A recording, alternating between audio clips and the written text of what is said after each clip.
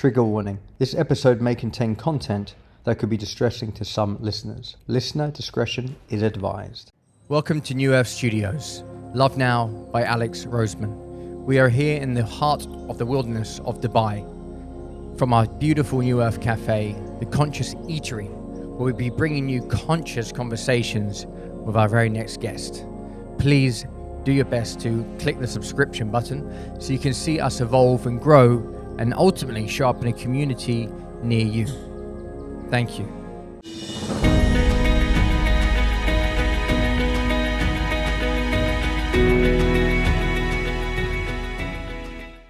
And here we are. Wow. We made it happen. Yes. Long time. Long time. It took a while. You know, it takes as long as it needs to, right? Exactly. You know, divine timing. 100%. I know we'll get into all of that. Yeah. And like you asked me just before coming on, is there a structure to this? No. My mind is too out there to have structure, you know. But this is bringing me back down to earth a little bit. Where were you if you were not on Earth? You know what? I don't know the name of the planet. Okay. But when I find it, I'll let you know. Okay. All right. Okay. So how you been? Welcome back. Thank you. Welcome back. What year is it? Exactly. I was in a time travel machine and I'm back. We're talking about time traveling machine. I just had the Johnny and Voldemort here. We did a podcast together recently. They've got this machine. One of them's got called the Ark, as in he had this vision, building the Noah's Ark. Okay.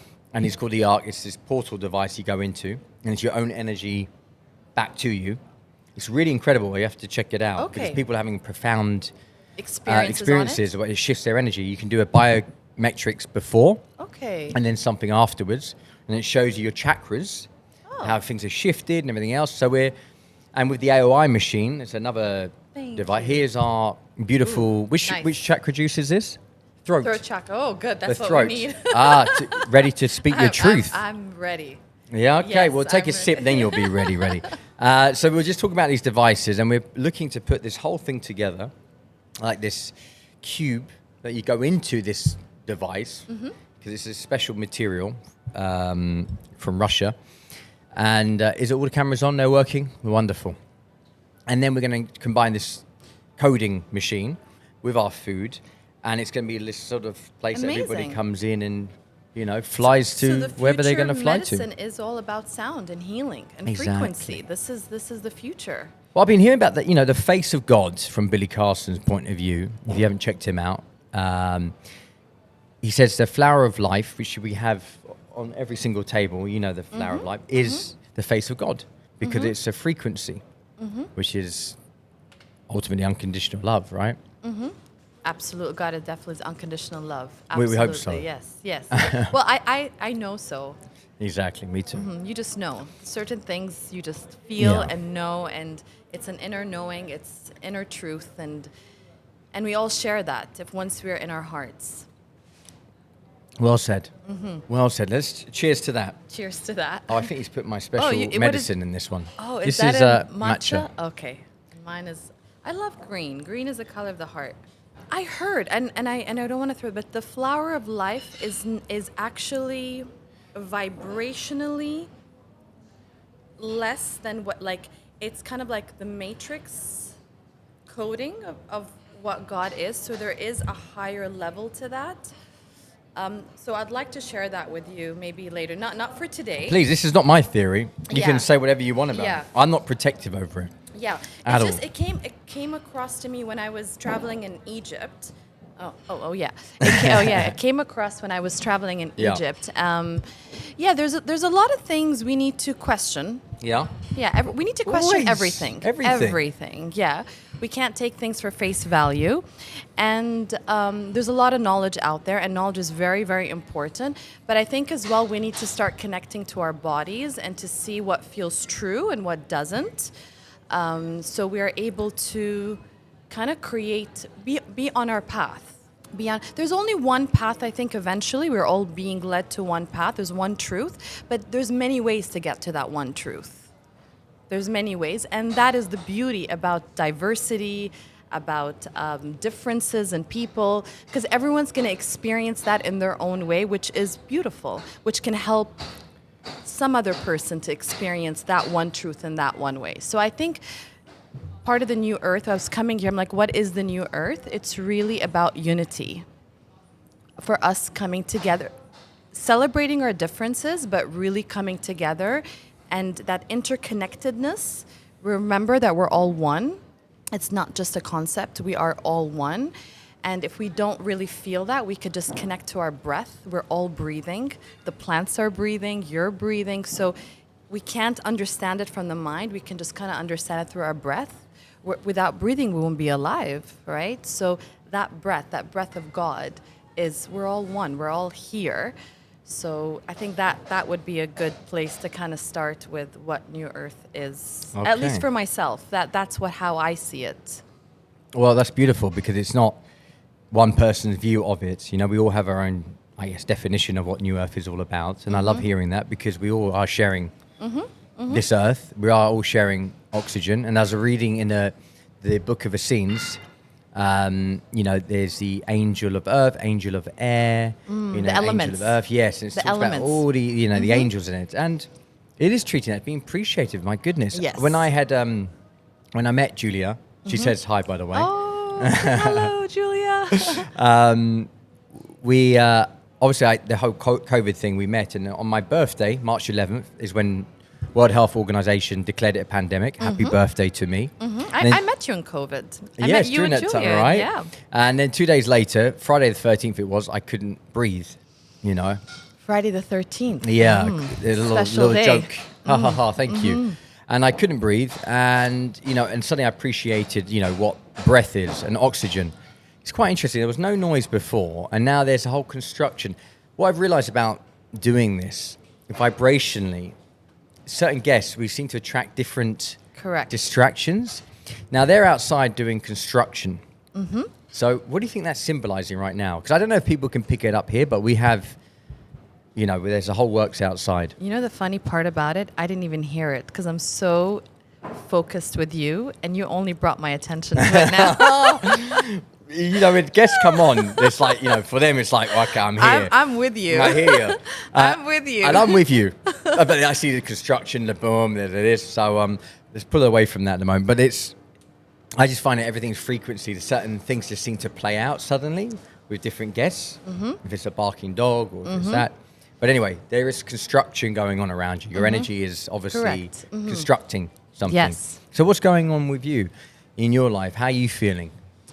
So I loved, by the way, your questionnaire. It was really interesting, because it actually allowed me to kind of like, yeah, what's going on with me? My journey, I've been on a seeking journey, trying to figure out what am I doing here? Just a lot of the questions that I think people have an existential crisis, or what are we doing here? What's my purpose in it? What does make sense of our reality, right? And on my seeking journey, I think I went very much into escapism and outside the body, which I do believe it has served me, kind of more into very intricate spiritual concepts. 2 years ago, I kind of had what they call an embodiment shock. I fully came into the body, which for me as well felt I was on another planet, and I finally came home, which is my body right now. So I think for me, what's happening right now, I feel what I would like to guide people through is to kind of have them come back in their body, because as we are shifting, 2020, 2030 are going to be the kind of like the changeover years. They're going to be intense, chaos. You know, change doesn't happen happily, right? So we need to be grounded. We need to be in our bodies. And we need to take care of our nervous systems, because if we don't, we will get fried. And with all of these interesting agendas going on, being poisoned and being inoculated are weakening this nervous system and the immune system. So we really need to get back in our bodies right now. This I find is the main truth for myself. And just as I'm coming into my body, realizing a lot of us are not in our bodies. So focus. On. Yeah, to come back home. We need to come back. We need to be here. This is why I love hanging out and having a chat, because you've hit the nail on the head. You know, I was just speaking to the team today because we're putting like a series together, like a little mini kind of video. I just shot a little bit before you got here about how to help people go from the ascension from 3D to 5D, and how the food and drinks is obviously frequency. You know, talking plant-based, organic, high vibrational food is going to help assist people 100% to come home into their body, to assist on this ascension. So we're putting a series together, like a 12-part thing. So, you know, just little clips just to prepare very people. important. And you've just mentioned it, and it is that, because now we're coming home, because a lot of us have escaped from our bodies due to trauma. You know, we've escaped from our body because something happened and we went somewhere. Yeah. That's been my journey, and I'm sure that's been your journey as well. This is why we're here. Brothers and sisters, we've all been traumatized to some degree, and we didn't feel safe to come home.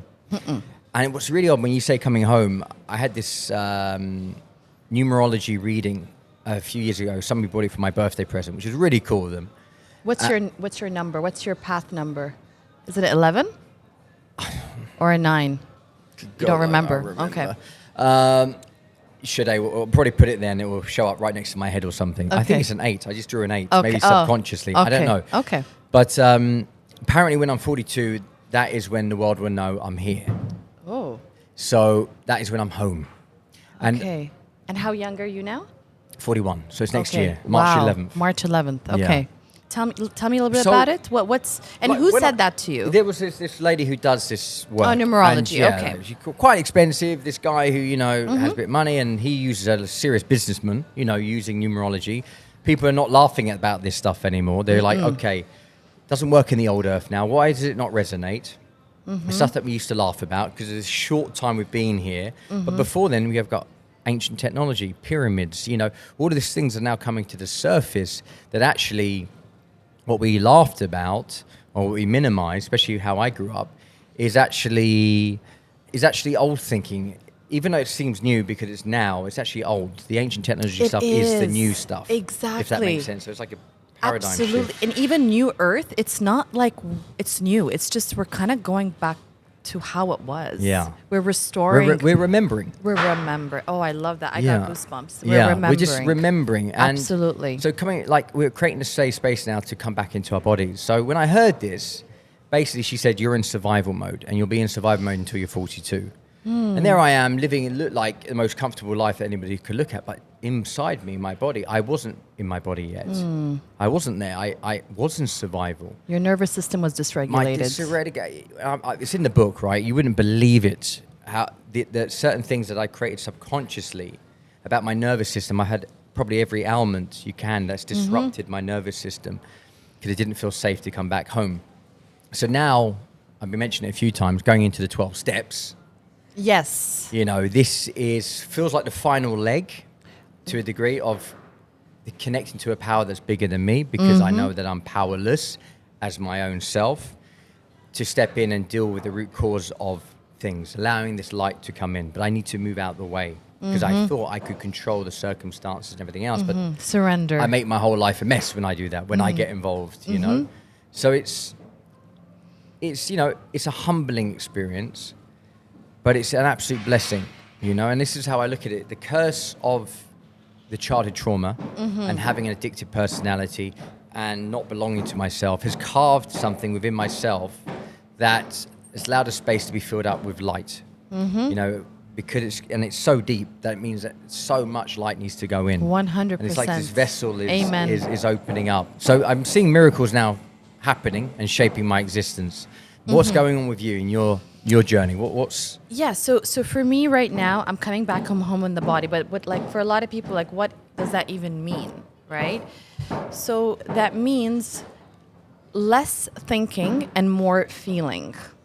And when we talk about feelings, a lot of people don't want to feel the bad stuff, right? They don't. They want to. I actually was wondering as well, as humans, why do we avoid ourselves so much? Like everyone is avoiding dealing with their shit. Why do we run away from our own shit? I don't have an answer yet. But the only way actually to self-actualize or to even know where you are or even know where you came from is to really start feeling. You got to start feeling what's happening in my body, because I'll tell you something, the biggest lie they have told us is that your feelings are just, they are passing moments, but they are moments of truth. Our feelings are kind of like little angels, kind of letting us know where we're at in this consciousness continuum. And you're meant to feel it, not get stuck, but just say, okay, I'm angry right now. No, it's not good to be angry. No, it's allowed. You allow yourself to feel anger. Why are you angry? Well, someone crossed my boundary and I don't feel good about it, right? No, but I'm not going to speak because I'm going to upset them. So there's feeling your feelings are going to be able to allow you to start questioning the programming that is going around. So tell us more about feelings and why it's so important. How does it help people to transcend from the matrix? The way I'm going to simplify it, the mind creates a lot of illusions that probably will never happen unless you believe them. You keep believing it, then obviously we create what we believe, right? So the mind can really take you into many loops. Actually, the mind can only take you in one loop. It's a continuous loop, right? So the mind doesn't really know how to do anything but create illusions, where the body is the true vessel of truth. So when you are connecting to your feelings or honoring or acknowledging your feelings, you're tapping into little mini truths that are guiding you for you to fully comprehend what is happening in the now. Because the mind is more past and future. The only way to fully be here in the now is to connect to the body. But a lot of us, we have not been taught how to connect to the body. So the first step is saying hello to your feelings, acknowledging them, and allowing them to exist. That, I know for myself, my own experience had been a challenge my whole life. I only knew the emotions of anger, guilt, shame, and this sort of triangle of, back and forth between all those kind of emotions. And humor to sort of distract and try to, deal with it. Of most recent, I did the Path of Love. At Osho's. Yeah. And through this dynamic meditation and moving and, dealing with the shame and guilt, what was a feeling that I suppressed since childhood was rage. I've been angry and everything else, but rage at the deepest level, like it was the slime in Ghostbusters, it was underneath the city, which is great symbolism for a lot of us who have that unresolved feelings that we just don't want to go and touch because it's just too... Well, I felt it actually. Yeah, it's heavy. Icky and slimy, and we're all, absorb that because as children we're sponges, absorbing all these feelings and emotions and energy. Going there, I allowed it to come out.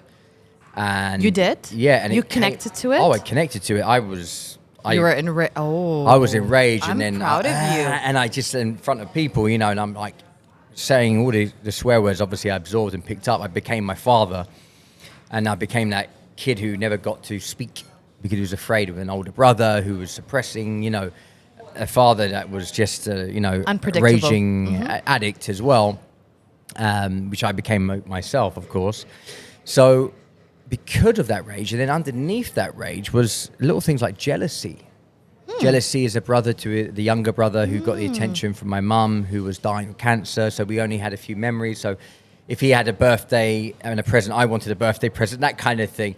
And so it's all in this sort of swamp of stuff that didn't get resolved. And I didn't really think about it, but was actually had contaminated the soil from which my seed had grown from. With the rage, and then the fruit obviously has, aspects of that. It's contaminated. 100%, absolutely. Right? And where did you feel that rage in your body?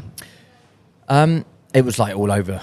It was just, it was like a volcano. Vibration. Oh, volcano. A volcano just went, and then when it all came out, then I started sobbing, grief. crying, and then my legs were shaking because then suddenly I realized that I was that little boy who was just scared of my own rage, and I was that boy who was obviously just hearing the rage around me and was just shaking. So I was scared of my own rage, that I had towards myself, and that I could have done it to other people, So it was scary, but also releasing all the shame and guilt around feeling the rage.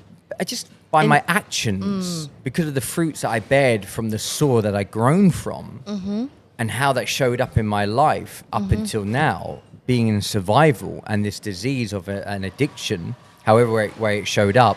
My whole life has been orchestrated to feed the disease, not feed living, but feeding scarcity and fear. So I have to behave in such a way because that's how my seedling sort of began. So that's how I perceived reality. Through scarcity. Through scarcity, fear. You're right. And because I wasn't afraid to go into my body. I was in somatic shock, Wow. So when I allowed that rage to come up, my legs shaking, I was able to release it. Yeah, you're releasing trauma from the body. Yes, and I've been reading a lot of the somatic, Waking the Tiger. So I could intellectually understand, not get freaked out by it, because I was understanding it. Yeah, because people who don't, this is very, mind me if I say this, a lot of people don't, when they watch these things on Instagram where people are shaking, they think it's possession. We can talk about possession another time, but it's not. It's just, actually you are possessed by these negative feelings, and anything that takes form in your body for too long actually becomes an entity, right? Just like a tumor. Right?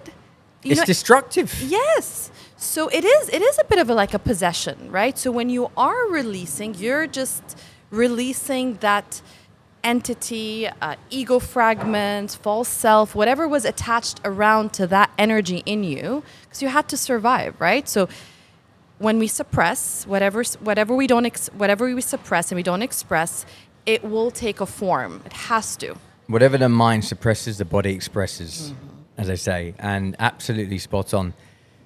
This is so fundamental. We can call it whatever we want, like as you said, possessed entities. Some people don't like that because it sounds like it's coming from outside. But then again, it is from an outside environment, and we absorb it. Yes. And then we internalize it, we suppress it, we then build on top of it, and that's how we contaminate the seed that then we grow and everything else. So it's all true to a degree, and I realized that I was sharing space with something that was destructive, an entity, a part that thought it was protecting me, but I was looking around going, it doesn't feel like it's protecting me. I feel like it's shaking up my whole reality and is looking to shake me out of my own life.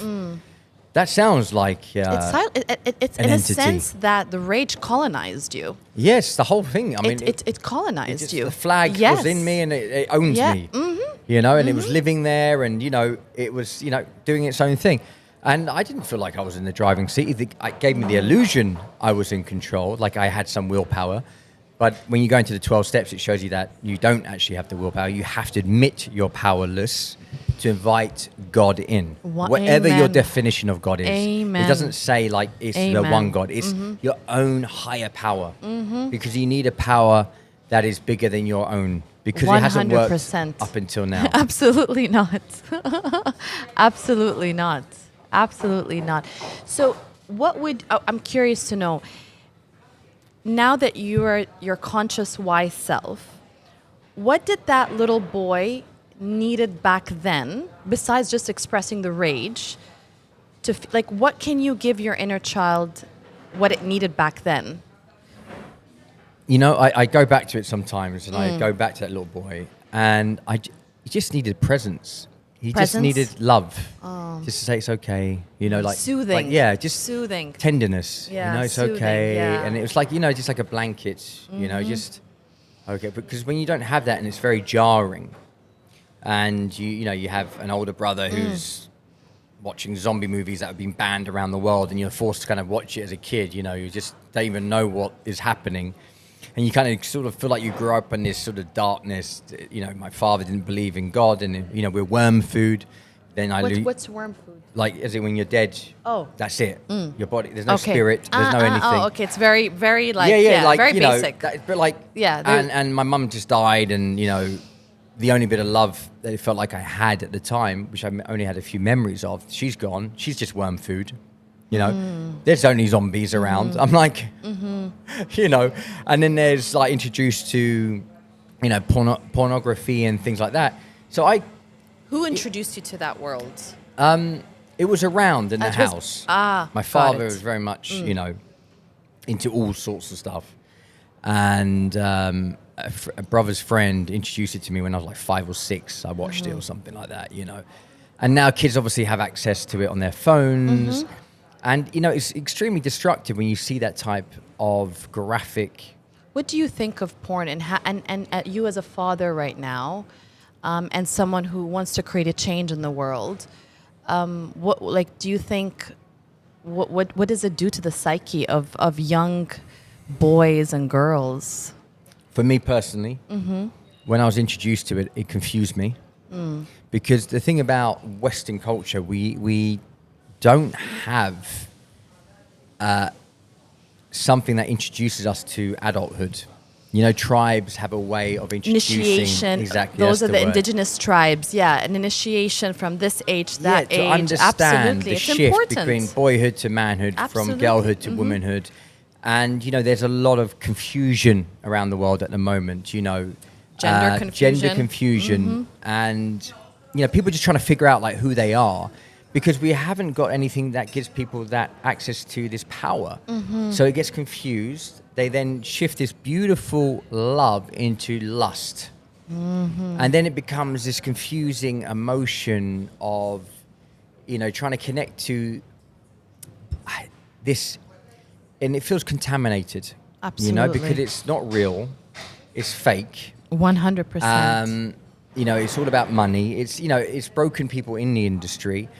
And it's just that energy when you're feeding off as a child, and then suddenly it's like, for anybody who's ever done drugs, you know, when I used to take the first hit from cocaine or something, you start wanting to chase the next one. It's never as good as the first one. So it's kind of like that. You see something, it's shocking. You're now shocked, and then a part of you wants to. So you did get connect. shocked when you saw it. Yeah, because it was sort of like, you know, what am I looking at? Nobody's explained it. There's no initiation. Yeah. And so there's you're no sort parent of just left. Yeah, there's no guiding parent. you. So you just, you know, what is it? We're absolutely, you know, we're born, and then there's nobody holding our hand to guide us into this life. And then what are you? This is the byproduct of it. I became an addict in everything I possibly could. I was holding on to this, holding on to that, so I didn't feel the abyss. I was feeling, you know, this hole in the soul, what it feels like, you know, so filling up with anything and everything at the detriment of Mother Earth and the people who live on it. Because ultimately that I become entitled because I'm broken, I need a fix, and, you know, why don't you all understand that? And then it becomes about me. And then you spend your whole life trying to fix that. Like, that's what I'm saying. It's a loop, right? You get stuck in that loop. It's a very dangerous loop. You don't care what the consequences are, because when you're broken, you do anything you possibly can to not feel that feeling, the void. Yeah, the voidance. And it's ironic because we're in Dubai, and, you know, we're having the New Earth conversation, where actually on the other extreme, in city town, you have people who are completely superficial, who are living the supreme superficial life, you know, the creme de la creme, right? And they're absolutely escaping. Where, you know, where would you come to the place to escape the most? Probably Dubai. You know, if you have the biggest... It's a playground. Yes. It's a fun playground. And there's an addict who first came to Dubai, it was challenging. Oh, okay. So it's like, you don't realize the energy, the pull, and how it can, you know, pull you in, chew you up, and spit you out. If you don't have a core. Oh, yes. And it's all about the root. My root was contaminated. I didn't have roots, right? Exactly. So if you don't have that, you will get lost. You will get lost. You don't know, because this is a mystery land, you know, the Arabic culture, everything it has here. And so it also speeds up, ultimately, that where I was contaminated, where I was broken. I did most. Actually, it's so interesting. So I grew up in the UAE. UAE is home for me, but I studied abroad in Canton, North America. But I did most of my inner work healing actually on this land in Dubai, in United Arab Emirates.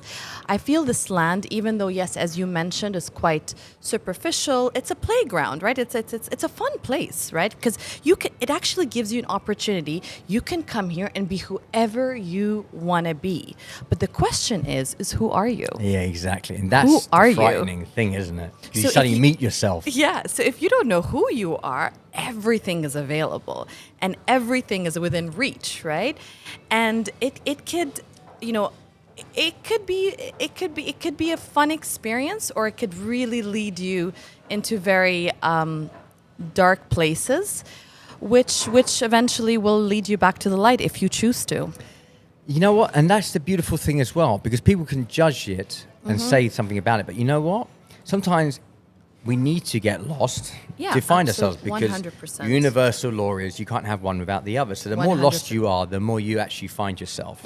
And this is the place where you can really lose yourself pretty quickly, which means you can find yourself pretty quickly too. Exactly.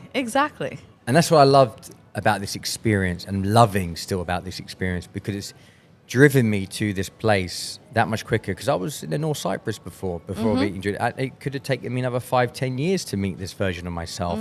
But it feels Cyprus. Like I was in the Cyprus. It would have taken a long time. You weren't triggered. You weren't. Yeah, everything it was kind of. There was some triggers, but it was just. It would have been a slow drip. Okay.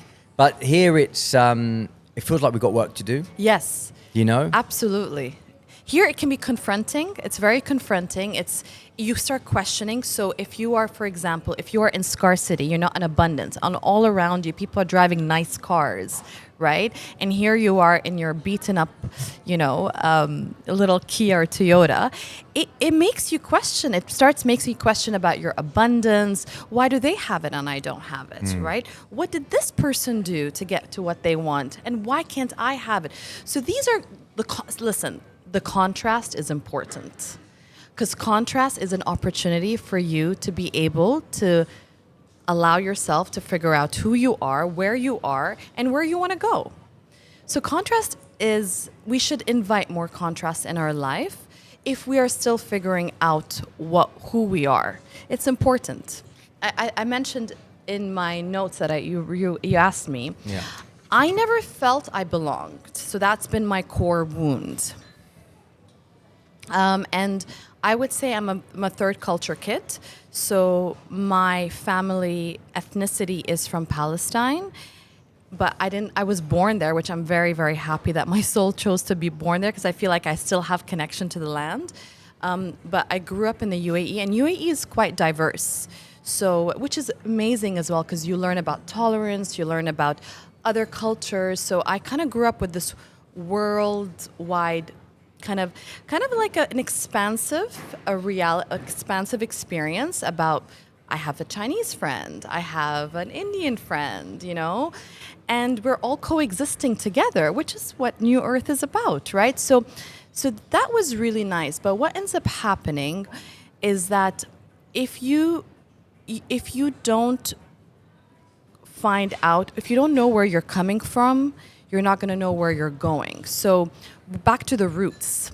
So back in what has happened in the past months, what has been going on politically in Palestine, specifically in Gaza, it really woke me up to really know who I am. Who am I? What does it mean to be Palestinian? To understand my roots, to then understand what my ancestors went through, and why is this happening? And it was very confronting, because it is a lot of pain. I remember there was not a single day I wouldn't cry, because the images were very graphic. Right. It feels like, to me, I can have this conversation with you. It feels like there's an ancestral curse. It's like the land is cursed, and it's like, okay, first of all, how does that feel to me? And why did I choose this path? It kind of allows you to understand what is going on. So back to this ancestral curse, it feels that it's like basically dark versus light, literally, and it's very painful, very, very painful. So for me, what I came out of this realizing how proud I am to be Palestinian, how understanding where my roots are very, very important, because no matter what, they're still surviving. My ancestors have survived war, pillaging, ethnic cleansing, severe trauma, loss, like losing family members, children. It's horrible. But still, if you speak to any Palestinian, we say "إحنا صامدون," we're here to stay, and that to me is like power. It's like my tree is rooted deep into the earth. We're not going anywhere. We're here to stay, and that is powerful, right? So I think it's important to know your roots, because your roots is what brings you back here. And by the way, and I had this other realization. So when I say I'm Palestinian, that doesn't mean I think I'm better than anyone else. No. What it means to me is I'm rooted into my ancestral lineage, which I'm rooted back into Mother Earth. And through that rooting of Mother Earth, I can honor the Native American, I can honor the Indian. And it makes me understand what has happened to the other indigenous cultures. So me understanding what happened, the occupation and ethnic cleansing in Palestine, I reconnected with what happened to the Native Americans, what happened to the Africans in Africa. It's horrible, horrible. Like Africa was raped. To me, Mama Africa was raped. Stolen. All the gold was stolen. I mean, Africa was rich. India. So it came down to really, for me, what another truth I want to go down is to really educate people on the evil of colonization. And I think we can't move into New Earth without really facing what colonization has done and really moving away from that, because that's the only way we're going to be able to create a better earth for everyone. And we need the indigenous people. The indigenous people are the guardians of that land. And land is just as a powerful, because people say like, oh my God, get over yourself, go to another piece of land. No. The land is like a force. It's like a morphogenetic field that is part of your body. So you won't understand this till you actually come into the body and realize your body is the land. The land is your body. So when your land is colonized, your body is colonized. Your spirit is colonized. When you said about before that I was that what that entity is, like it's colonized me. Yes. Because that's it's a symbolism, right? That the reason that people are colonizing is because they're colonized themselves by that disease that separates them, so they're not able to feel the land because they've been colonized by a disease. That disease, it has a control over them, and that's why we go and do what we do, because we're separated from ourselves. Absolutely. Because that's the root cause of addiction. Oh, I never thought of it that way. I like you that. You helped bring it, bridge it there. Thank you.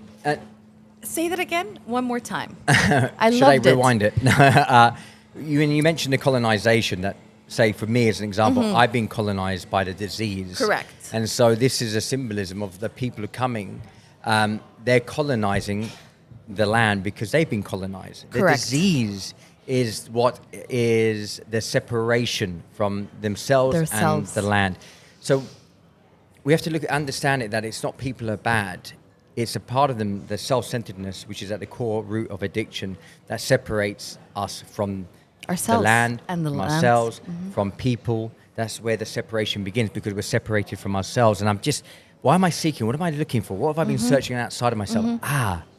What's the symbolism of Trump and the wall? America and Mexico.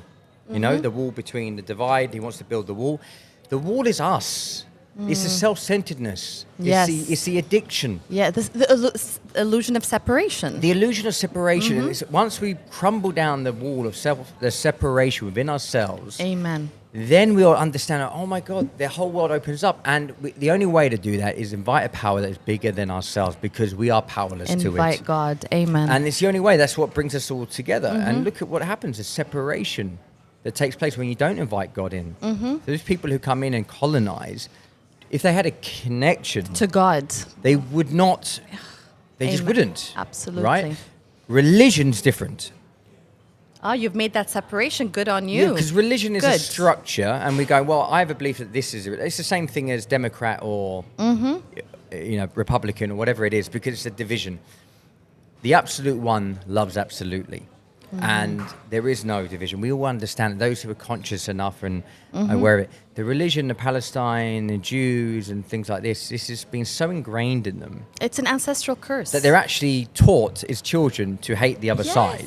Yes. And we're just regurgitating and passing it on. They wouldn't otherwise see any separation. Children don't see separation. Absolutely. And so we just get into this habit of passing it. And sometimes you don't even need to teach it, because it's unfortunately embedded, or fortunately, unfortunately, embedded in the DNA. That's then passed down into the next generation.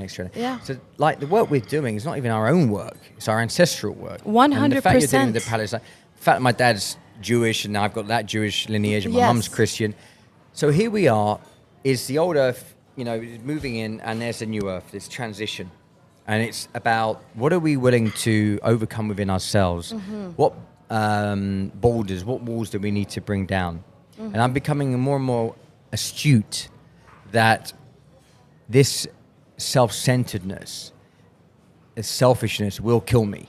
Wow. And if I don't deal with it and commit to a power that's bigger than myself, then there is no hope for the future, because I'm pretty committed to getting there.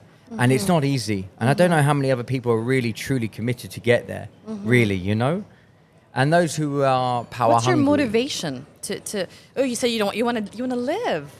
You're not death oriented. Yes. You want to live. You want to feel. I've been death oriented my whole life. When Yeah. you're in survival, you just oh my God, you just get tired of surviving. You're like, what is the point? You're having to think a certain way because it's all about scarcity, and that's not living. No. But most people, why do we create companies and certain entities why do we colonize? We're in survival mode, not in living mode. You don't you jump into a land and go, let's live together, because there's no separatedness. So everybody's in survival, and the root cause of it is self-centeredness and addiction. And then when you come together and create an entity like a corporation, it becomes this force that ravishes, lands and people. We look at it, look at it around the world. American imperialization. It's a huge entity that's like locusts, This is why, since I've been a conscious consumer for a very long time, but I think when the things happened in Gaza in October, I'm very big on boycotting right now. So for me, because I can't control I'm living in the UAE, right? I can't control what's happening there. So, and people say, well, what can I do? What can I do? I'm like, no, there are things that we could do on an individual level. First thing is we all have income. I don't care, as little, as big it is. You are responsible. Money is energy. Right? So today, if I'm investing in this product, and I know this product, New Earth Cafe, is helping or supporting, an orphanage somewhere in Nepal, I'm part of that. I am part of that. I'm gonna feed maybe one. I'm gonna sponsor one orphan by me choosing to buy this drink at New Earth Cafe. Right? We need to help an orphanage now. Maybe I'm exactly. Well, whatever you channel. Yeah. Well, that is the whole point of New Earth Cafe, is to support these different things. Yes. Once we know how we can get ourselves at least sustainable, Exactly. But actually, 100%, this is what it's all about. We grow and expand, and we help, and this is it. Exactly. We expand and help communities. And anyway. if we keep supporting these big corporations who have blatantly said that they are supporting colonization, they are supporting occupation, they are supporting ethnic cleansing, you are part of the problem. Because these corporations are built on our backs, of our ignorance, of us not realizing that we are playing a part in their creation. We're playing a part. Money is energy. It's not what's paper. It means nothing.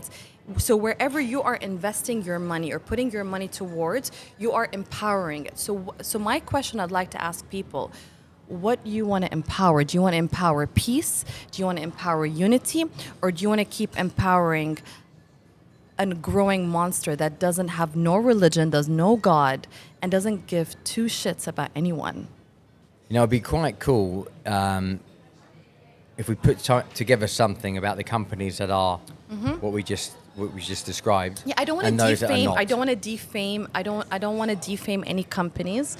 But there's an amazing app called No Thanks, and you can literally scan the barcode, and it would let you know if it's on the boycott list or not.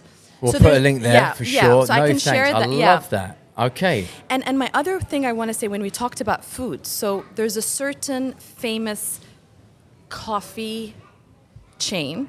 I'm not going to mention names. So I tell people, okay, if you're not going to do it for the greater good of everyone else, do it for your own body. There's so much chemicals in that.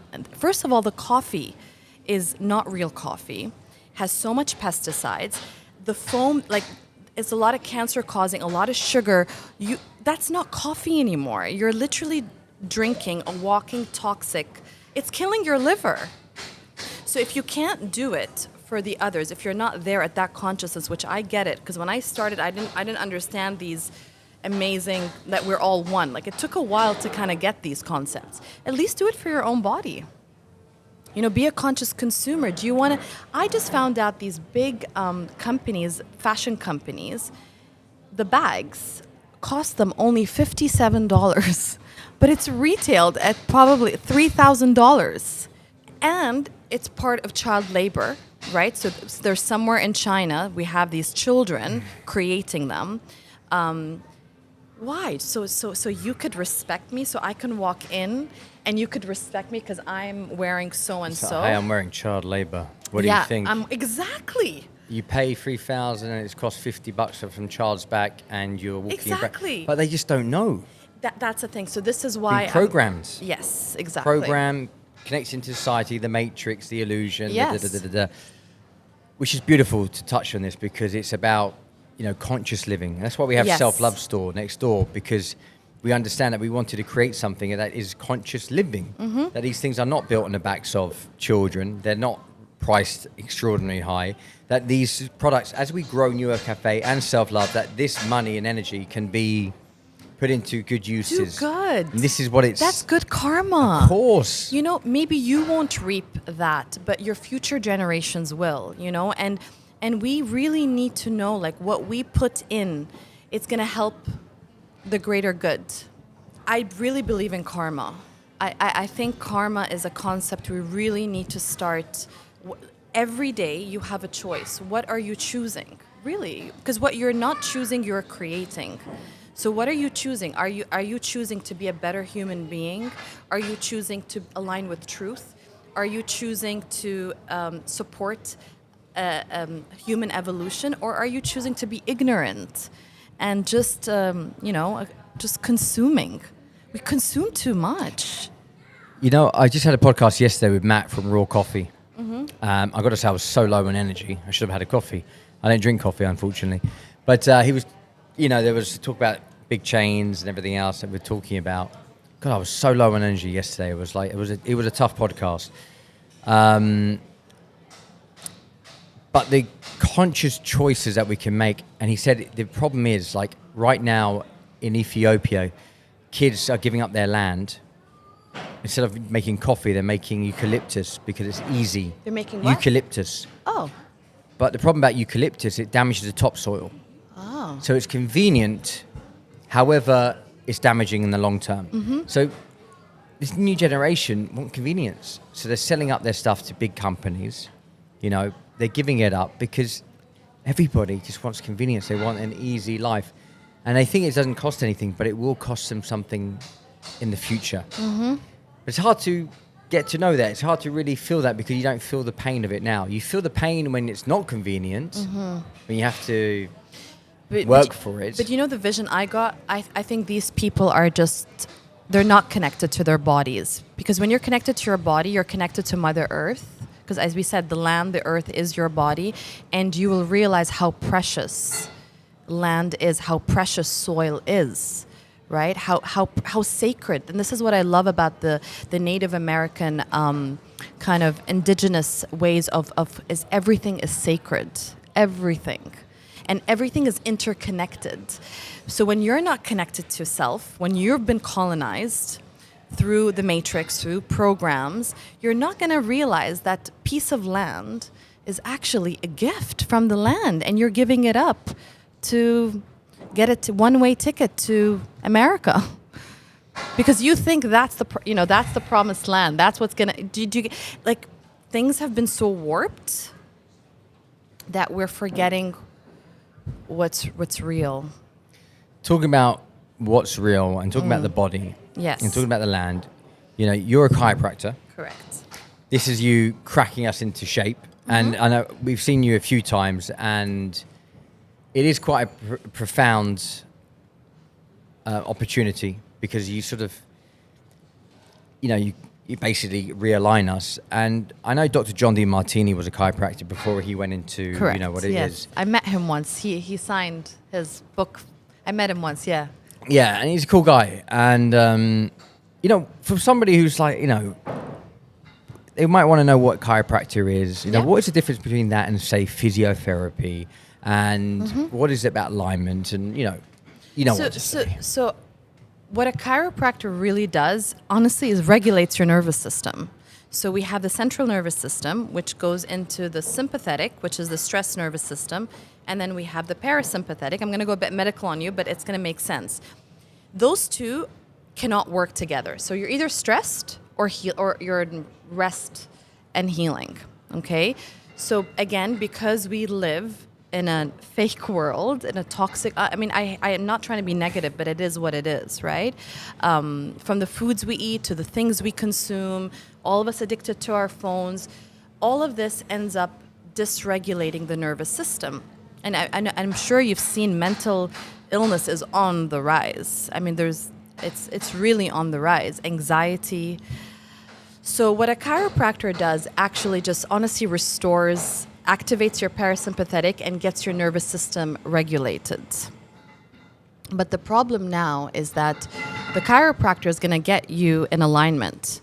But if you're not addressing what you're eating, what you're consuming, you're not addressing your sleep, you're not connecting, you're not grounding, it's going to go out of alignment very easily. So for me, what I make sure I do when people, and within what people are ready, because people have to be ready, is I kind of give them a transformation. We go on a transformation. So I'm not just aligning your back and taking out the pain. Let's look at what got you here, and let's look at where you want to go, and let's do little few tweaks, because again, you can't overwhelm people, to make a few changes where you don't need to go to a chiropractor to keep your nervous system regulated, where some breathing in the morning, maybe a gratitude journal, maybe telling people who've been crossing your boundaries to F off, because it's not just, back pain is not back pain, okay? It's not. And this is the next level I'm going into, what we talked about emotions. If we don't address our emotions, blocked emotions in the body over time will cause disease.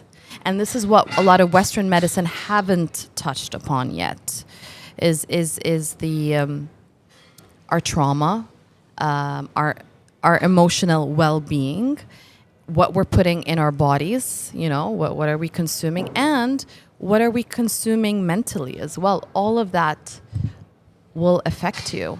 So it can't be just about the back anymore. It has to be a holistic way. The holistic way. Yeah, you got to look at, so for me, I've kind of divided into three things. You got to look into your toxins. You got to detox, because a lot of stuff out there, if you go to a supermarket and just look at the ingredients, so many toxins. And if you thought, you know what I thought about the other time? If I went back in like 200, 300 years ago and I had a seat with my ancestors and told them, oh, we go to and get our food from supermarkets, they would have laughed at us. We would have been a laughing stock. This is how disconnected we are from our food and from earth. And this is something I feel passionate about, is to kind of like, I have a small garden at home, like at least grow some tomatoes, some cucumbers. Like we need to get back into farming, growing our own food, or at least if we can't do that, eating local, I would say more local. Local's more important than organic. We need to clean out our food system. Our food right now is very anything that's in a box is dead. Why are we eating dead food? But I'd like to just recap. So the three T's, T as in T.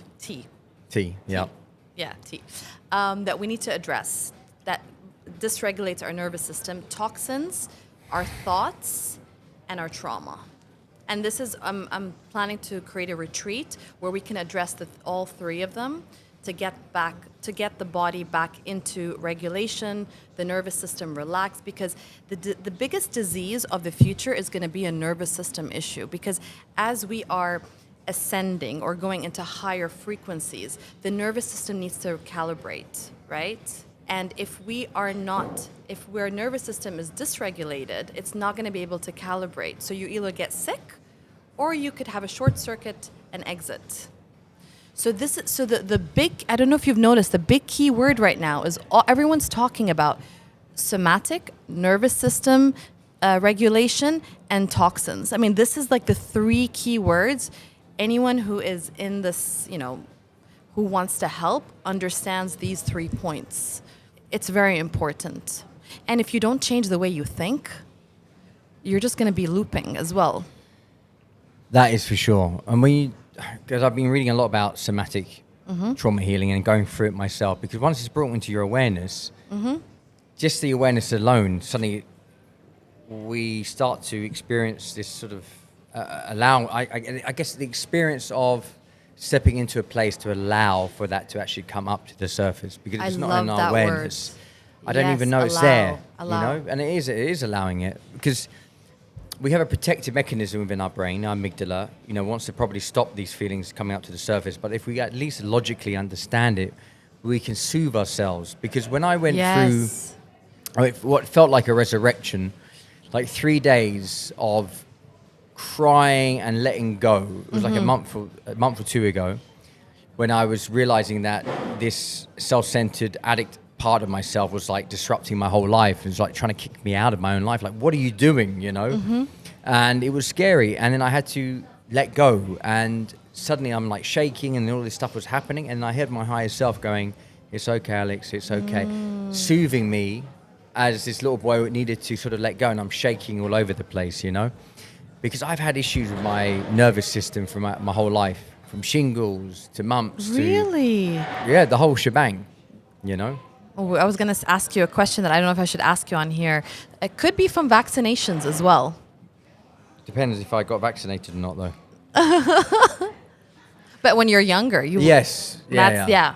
But I look at it as, it could be, but knowing my life and how I grew up, just from the trauma of things. Yeah, trauma can definitely do that. Yeah, and just releasing it, that I've noticed that the effect on me, I'm not as affected as I would be, from events that are happening around me. I'm not as triggered.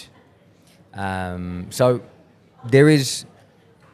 it's nice to know that we can actually heal ourselves if we are willing to embrace the feelings and emotions that need to come up.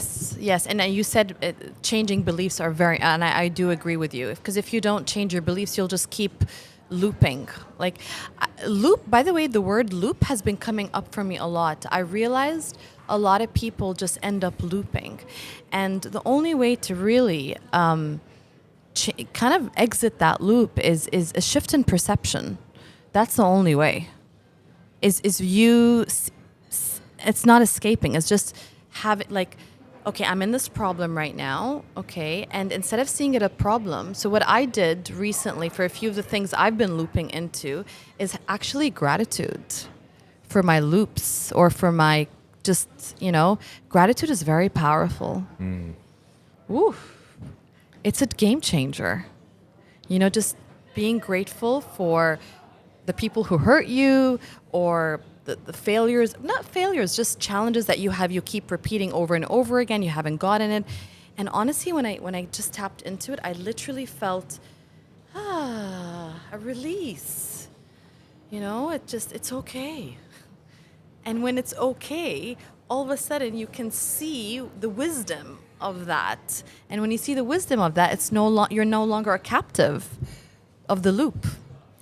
You're absolutely spot on. When we talk about loop, I can feel myself. It's hard to notice when you're looping.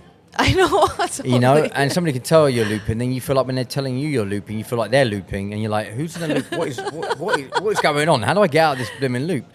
And nobody wants to be looping, but you can see when some people just go round and round. And you're just like, you know what? I'm not going to go on this roundabout with you. Mm-hmm. I need to step away and leave you with you. If you're willing to get off your loop station, then feel free to get off it. If not, then I'll leave you to it. Yeah, and some people, listen, what I realize, you can't help people who don't want to be helped, for sure. And I've learned that lesson. It's not my business. I've learned to actually mind my own business. And I only will offer my help if someone asks for it. Besides that, I just become the version of who I need to be, and whoever feels that, because I'm a frequency right now, so people who will feel your frequency, like I felt your frequency last time. I was so curious. I'm like, what have you been up to? Like, I want to know, because I can feel you, you're different, or maybe more of who you really are, you know, but you're different from when I first met you. So I think it's important that we need to honor people where they are. And I don't know if this is true, but I'm going to just share it. So there's a story about Jesus that he did not heal every person who came to see him. And they asked him why. And he said, because I'll be interrupting their karma. I listened to that recently. You read Dolores that? Cannon's? Yeah, I loved it. Yeah. I'm like, wow. Yeah, like that's powerful. It's up to them. It's because path. we want to be I'm going to come and fix your problems. It's quite narcissistic and egotistical. And really, who's fixing is not. It's you. You've got your channel. God has inspired you to offer to help this person. It's not about you. It's never about you. But so it's I think respect of where people are at, and when people are ready, they will find it, because I feel when you come in and try to help someone, they're just not going to receive it, and it's going to backfire. So it's important to know, as you said, divine timing. There is divine timing. Wow. So it's on that. I'm a procrastinator, okay? And I hate that about myself, really do. I hate is a strong word. I dislike that about myself. Yeah. And and the more I try to not procrastinate or be on time, the more I'm late or I procrastinate. So I'm like, what loop is this? And then something happened in my life where me procrastinating, I switched it. Me procrastinating saved me a big, it basically, I got saved, right? And now I don't see procrastination. I just trust it's not the right timing. So my body has intelligence. When I don't put it in obligation, you have to do this. When I listen to my body and I honor my body will let me know when it's the right time to rest, to move, or to act out of inspiration. So I don't know. I find, honestly, my procrastination is now my protection. It's so I think as well we need to stop being hard on ourselves, to embrace as well the parts that we don't like about ourselves, and to see them as just as a way your soul is protecting you. I mean, this could be good and bad. Like you have, you know what I mean? Like I don't want to always procrastinate, but when I'm not, honestly, sometimes I'm just not inspired. And why should I call you if I'm not inspired? Would you want me to call you if I'm not inspired to speak? I have to speak to Alex. We haven't spoken in 2 months, and Alex is going to get upset if I don't speak to him. Or would you like me to call you when I'm just on fire and ready to connect with you? And we're going to have this amazing conversation. Isn't that better? versus acting out of obligation and worried about what you're going to think. I hope that's how you felt when you came on this podcast. You were a little late, so I wasn't like, uh-oh, she feels like she has to. Yeah. No, you know... Did you get what I'm saying? Yeah, of course. Yeah? But that aspect is a codependency, because then you're worrying about what the other person thinks, right? And as you said, you've now chosen not to act from, worrying about what somebody else thinks. Obligation. You want to act when you feel inspired, Yes. because you want to move with that intention, with that energy, and that's beautiful. And some people will understand it and be your friend and stay in your life, or some don't. And again, that's okay, because that's where you're at the end of the day. That's how you feel. Absolutely. When I looked at procrastination, it can be seen as... Tell me I'd love to hear your insights. Well, I say this thing when I used to speak on stage, and I read a book on procrastination. I'm just surprised they finished it, because, come on. But it's a matter of controlling time. And going back to an addiction, us addicts like to control, because we want to control the reality around us. We're like characters in our own play, and everybody's, needs to sort of do what we need. And then once everyone's in their position and doing what we want, we feel this sort of tranquility. But of course, people are people, and they're going to do what they want to do. And suddenly the whole show's disrupted, and I'm upset, and then blah, blah, blah, blah, blah, blah. And so we like to control at the end of the day. And, procrastination can be seen as controlling time. It can be seen as many different things. Depends how you feel about it, right? And your relationship to time. What does time even mean? So, like, I'm right now, waiting to get up on stage and turn this place into, a place where people can come and watch me talk. And here in the cafe, ordering the mics, and I've been delaying it for a while. Okay. Procrastinating or feeling the right time. Yeah, so how do we know the difference? Is it divine timing? Like even this us meeting. I've been wanting to do it. But I didn't feel it. Yeah, you want to feel I didn't feel it. You want to feel genuine or authentic or like yesterday I could have easily rescheduled it. I wasn't feeling it, but I felt like I had to. Okay. Because it was there, it was scheduled, and I'm like, I didn't realize it until I sat down going, well, I'm not feeling it right now. Well, I'm here. And I can at least kind of be honest with it. You wanted to reschedule our... No, yesterday I had a podcast. God. Oh, you said you and were feeling tired. Like, oh, man, okay. But and you feel obligated, and it's a podcast, and so I made a conscious decision going, I need to be better. I need to preserve my energy better. Because yesterday I put myself in a situation where I used all my energy up before I even jumped on the podcast. Like, why am I sabotaging this, And I was kind of beating myself up about that. This is real life stuff. So I'm learning about myself. I'm so glad I'm doing these podcasts, because I learn about myself during the process of conversations and energy. And so I meditated before, I preserved my energy. I woke up when I needed to wake up, not alarm clock myself, breaking my sleep. Like, it was more important not to do my rituals and be so controlling, but to let go so I could have more energy for what mattered, this conversation. Yes. You see what I mean? Showing up for this was more important than say, no, but I need to make sure I do this and this and this in the morning. And I still managed to do what I needed to do without having to control. So I had to let go, because I saw, controlling yesterday had a negative effect. So that's when I'm understanding myself and the disease of wanting to control things and procrastination. Today I messaged Shade and said, look, release the video. We're going to do the talk, at least do the coming soon video. It's quite biblical. You'll see on the New Earth studios or the New Earth Cafe thing, you'll see a little video coming soon. You'll see it. You'll know what I mean. You'll laugh. And it's at least it's coming soon. I haven't set a date yet. I need to check mics. And I don't even know what to say. I haven't spoken for years. Where do I even begin? I feel like I'm only on the third step of my recovery. Am I fully there? Don't I need to finish it? And all these things are coming up. You know what? I'm just going to be here and share where I'm at, because that's how I overcome procrastination. It's not about controlling it. I need to be there, because then I'm trying to control situations, and then I feel great, and then that's the time to do it. What if when I show up and there it is and how I am in that moment, I'm just truthful? And that's what I love about you. So there's one thing I'd like to say since I've met you. First of all, about you, and then about you and your wife, Julia. I wasn't surrounded with a lot of men who are connected to their hearts.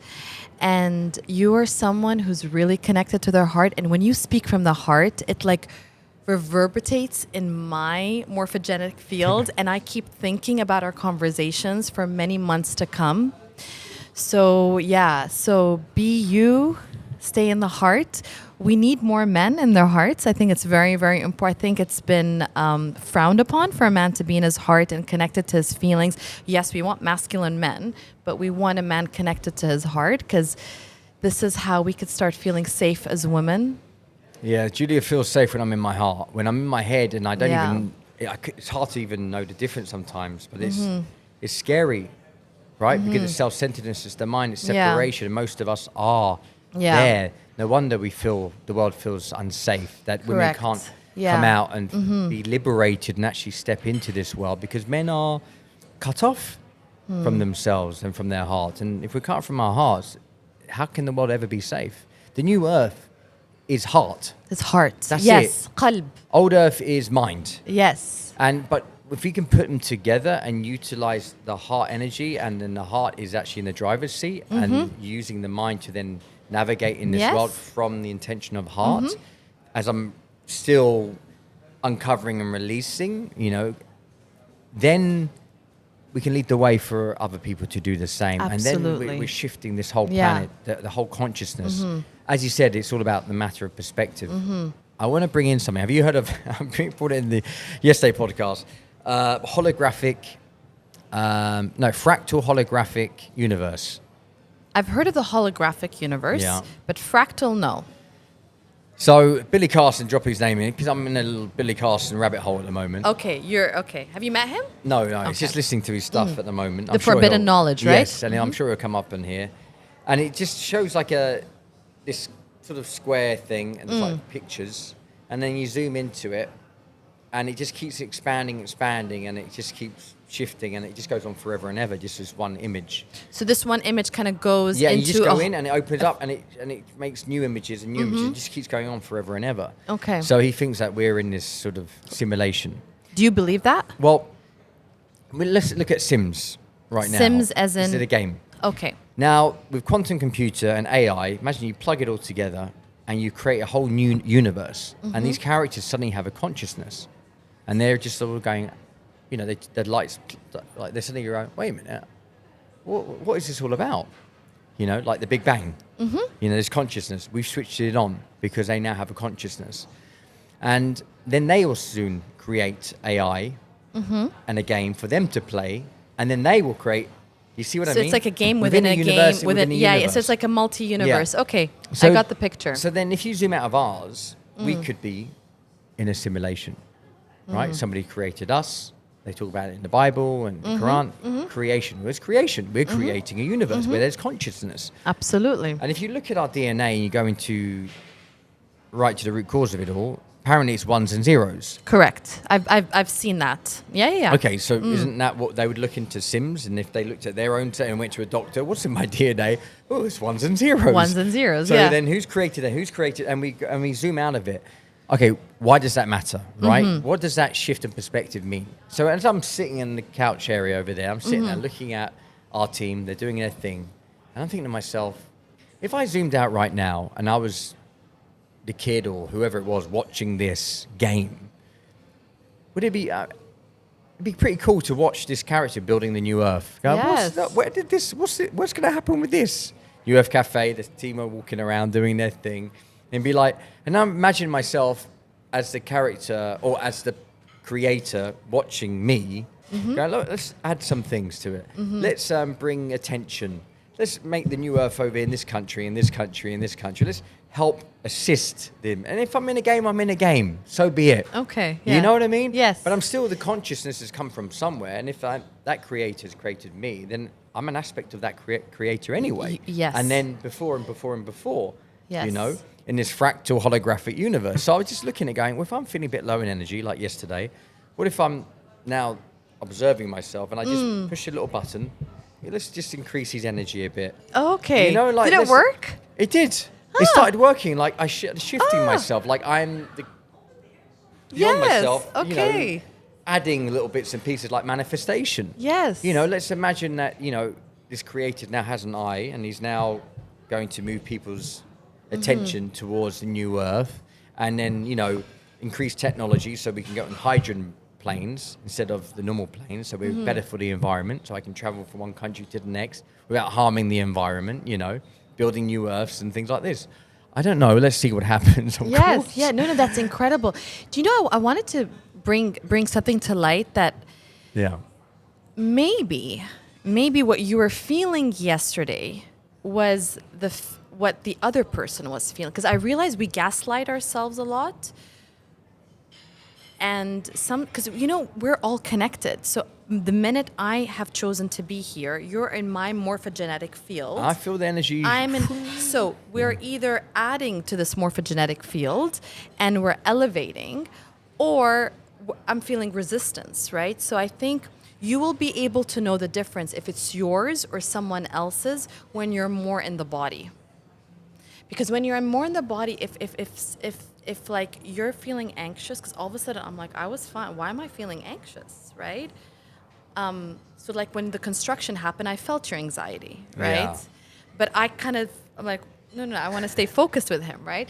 So I think it's when you're more in the body, you'll be able to gaslight yourself less and realize, wait, this is his stuff, this is my stuff, and then I have a choice. Am I able to raise this energy that we're here, or maybe it's best we do it another time? So the question back at you, do you feel it was you? You know, that's a beautiful question, because I was actually deconstructing the feeling of what was going on there. And you know what? I and I love him. I feel like, you know what, there was maybe the shift of energy, because he said himself that he felt great a couple of days ago, but that night he didn't have the best night's sleep. As you were talking to me, I felt he hurt. I mean, God, I'm tapping into that field. He got some kind of bad news, and then he just plummeted. And you pick, because you're very sensitive, and you're quite psychic yourself. Yeah. I mean, we've kind of been in those kind of journeys where, you know, so that's, I feel as sensitive people, we shouldn't gaslight ourselves. And sometimes it's not your stuff or your shit. Sometimes it's other people's shit. And to start deciphering what's mine and what's yours. Because sometimes we make it about ourselves and it's not about us. That has been my pattern for a very long time. It's not about us. And I'm starting to be able to discern, but I wasn't there yet. Because especially like this, I take it as my responsibility. I notice I take a lot of the suffering on. People notice it about me, like I just take on other people's suffering. And I need to learn how not to. So because you brought that up, how do you do it? How do you then notice my anxiety because of what was happening outside? How did you then go, okay, that's him, and you protected yourself? For anybody else who's listening, because we all face that to some degree. So first of all, I was aware how I was feeling. So that's number one. And you can only be aware of how you're feeling is when you are in your body. So I was excited. I mean, I teared up coming in here because I listened to the song, which hopefully you would share. It's about unity. But I will share it when you're talking. Yeah. We'll put it on the soundtrack now. I would really appreciate that. Yeah. But I was really excited. So I knew what I was coming in with. And when I started, honestly, I didn't even hear the construction. I felt the anxiety in my stomach, and I was like, "Oh, why am I not feeling so good anymore?" and I'm like, "Wait, but this is not my." How I knew it was not mine, because it felt like an outsider, an outsider has come in, and it didn't feel right. Somebody mentioned this recently, and was it Billy Carson again? I've been listening obviously a lot, too much probably. And I mentioned it before, weirdly, electromagnetic fields with Faraday and Maxwell talked about it in 1700s. Correct. Something that you can't see, right? But we can communicate. Now they've noticed that through the electromagnetic field from one person to the next, if I'm feeling stressed and my cortisol level's raised, it can go through the electromagnetic field and into you. Correct. So that's why you're actually feeling, because emotion and feelings coming across, you're actually feeling it. So I need to take responsibility for my own feelings and emotions, so I don't then contaminate other people around me. So you've made me come to realize that, because of the anxiety, because of the whatever's going on, if I don't manage my emotions, hurt people. And even if I'm not saying anything to you, the feelings itself, feel it. You're going to download it. And it's not, fair to you to feel that. It's my responsibility to clean that up. And this is why I'm doing the work. This is why, because if we don't do that, we're going to just contaminate the collective consciousness. 100, and we already have. Yeah, we already have. Unfortunately. We have a little bit, haven't we? Yeah. So it's about cleaning ourselves. Amen. That's all you need to do. Clean your side of the street. Empty, empty the cup. Yes, I've been doing a lot of detox retreats. That's how I've been able to come back in my body. Cleaning out your organs are very important, because organs are portals in the body. So how the pyramid is a portal for the earth, your organ is a portal for your electromagnetic field. So cleaning out the organs of heavy metals, of parasites, of all this chemical microplastics. Now we have graphene. It's a lot of shit. So cleaning out the body, you'll be able to feel what's yours and what's not, because then you can decide, because then your immunity is stronger, and then you would feel when something feels like an invader is trying to colonize you. I met a Japanese scientist. He really believes we're all just one big bacteria, and like we're all, like the earth is one big bacteria, and we're like small little microbes. But he actually had some really other awesome stuff to chat about, but he didn't want to talk about it on the podcast. I'm like, man, this is the stuff we should have brought on. This would have raised my vibration. Exactly. Because when I talk about stuff like, I'm a bit like, I'm just, because the ADD, apparently I have, basically like anybody has, if we're not talking about something that's interesting. I have ADHD as well. well. You wonder. Yeah. But when I'm with you and we're talking, I'm like, I'm plugged in, you know, and I love it. But then you have distraction and things like that, but it doesn't matter. I feel like, my energy's lifted. I walk away feeling like, right. It's like, great. This is fantastic. This is energy. Because it's all about energy. It is. And I hope people really feel that this journey that we've been on. Oh, an hour and a half, there's so much has happened. So much. And it's not bad. It's not good. It's it is what it is. It's been an incredible journey, through this. And I've got to say, I want to do this again. I'm in. I want to do this again. Yes. We must do this again. Yes. Is there anything that you want to share? Because I could carry on talking. One last thing. One last thing. So I want to talk about this Japanese scientist. Yes. Is incredible, because he literally, because he's a scientist and he studies microbiology, so he was able to identify every concept back to bacteria. And you know what he said, how people fall in love? By exchanging bacteria. Oh. I swear to God. Well, it's true. Yeah, right? And he goes then, and if your bacteria, so like, for example, you and your wife, like her bacteria loves your bacteria and your bacteria loves her bacteria. But if, let's say, maybe with one of your exes, your bacteria didn't mix, this is where he even believes STDs are like spiritually transmitted diseases. They're not, you know what I mean? It's because their bacteria really did not sit well in your body. And one last thing I'd love to say, because I love trees, and we forget how trees are so trees are our real ancestors, by the way. Spiritually traumatic disease. It's spiritually STD. Transmitted disease. So spiritually transmitted disease. Okay. So you were saying about the yeah. So basically, yeah. I took you into another.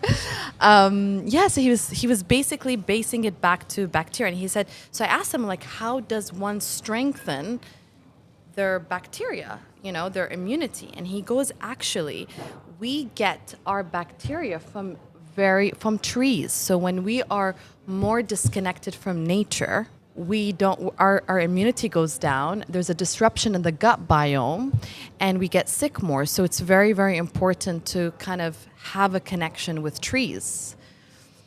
And I was like, wow, I'm gonna go find. And he's like, the older the tree, the stronger bacteria that it can give you. So I just realized it's like we need to really heal Mother Earth. We need Roots.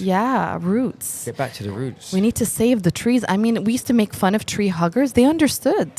I hug trees. Yeah, they understood the importance of trees. That's why in Palestine, the olive trees are so important, right? Because they give you that gold, like the olive oil is gold for Palestinians, right?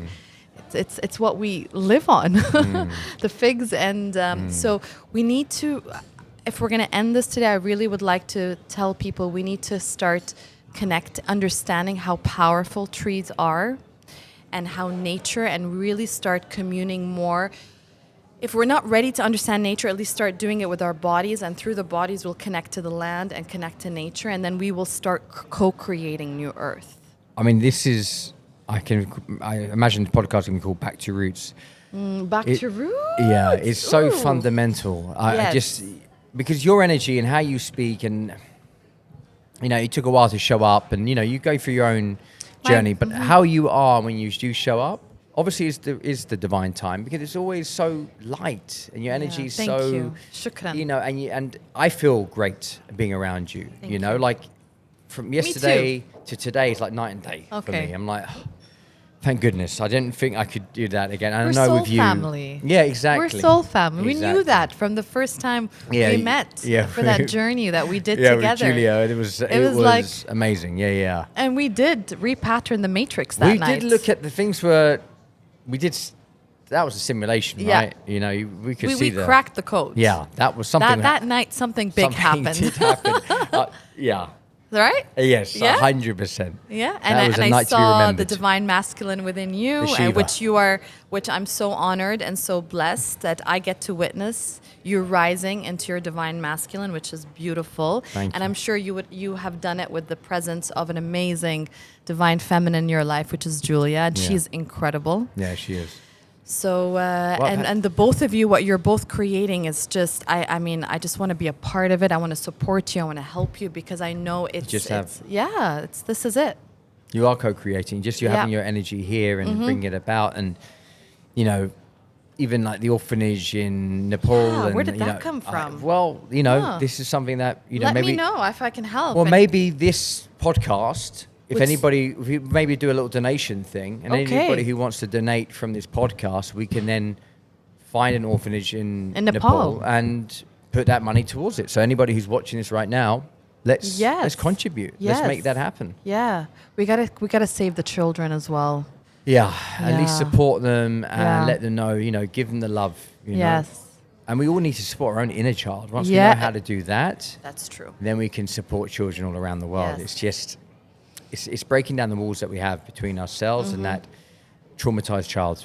That the other day, I know there's so much to talk about. I'm going to say this, and I know you want to end it, but I don't want to. I know I don't want to, but it's like your inner child is your higher self. That, like, send electricity of truth in me when I read that. I'm like, I just need to connect to that little girl within me. She knew everything. Imagination. Well, it says it in Yeshua says it in the New Testament and Gnostic Gospels, I think. Only when you get back to your childlike qualities will you then remember God and find a kingdom of heaven within. You will not get there from the logical man, woman mind. You have to get back to innocence. That child, innocence, play. And the only way to get there again is through the shadow and connect to that light again. The eternal light that dwells within, which never sets. Yes. It's that. It's the spirit. Yes. It's the playfulness. Yes. And that was the beautiful thing about the path of love. It's the Osho, is that it was the playing, we were getting back to that place again, allowing, all these emotions come to the surface. So there was the one last thing you asked me, what is my kind of, not my motto, but like what I've been going through, which is from darkness to light. So in Arabic, it's min al-dhulumat ila nur, and that's been my journey. That has been my journey. But one thing I would like to share with you is that I only was able to kind of go on that by being grateful for the darkness and honoring the good darkness, because it's a gift as well. Absolutely. Well, through the darkness, this is where any seed starts before it pierces out and finds the light. That is the richness when we turn suffering into meaning. Yeah. And what meaning we decide and to turn it darkness into. roots you back into who you are. Yeah. Not to be afraid of it, to embrace it. It may be scary, but my goodness, it's so enriching. Yeah. What a beautiful way to end this podcast. Thank you. Shukran. And if anybody wants to find you, where can they find you? I think right now I'm still kind of getting my kind of branding together, but I think chiropractor Dubai Instagram handle would be the best way. Okay. Yeah. It'll Which pop you've up. which you've Yeah. tagged on your Yeah. media kit. Okay. What that would be the best way to connect with me or follow me or to see what's cooking. Well, I know you're doing the chiropractor stuff, but I just know there is something Bigger. else Yes, there that's is. coming into Yes, play. you feel it? Yeah. Like Thank that you. is your stepping stone. Yes, yes. And then hopefully this platform has at least helped to, it's going to do whatever it needs to do. Absolutely. I feel it I because you're believe more, your energy alone. And I feel like, when you come back again on the podcast, I feel like people were going to reach out and want to get you back on and hear more, thank you, have yeah. questions and all that sort of stuff. And we want that. We want you guys to throw questions so we can have any reason to bring Niveen back on. What came out of it? What did you resonate with? How do you feel from this? Please share with us, because we don't know unless you share with us. Yes. So it's been beautiful. Thank you so much. Thank really, you very really, much. Muchas gracias. really appreciate it. Thank you. From one bacterium to the next. Amen. Back to our roots. Back to our roots. Much love, guys. Thank you so much. Bye-bye. We vibe when you subscribe.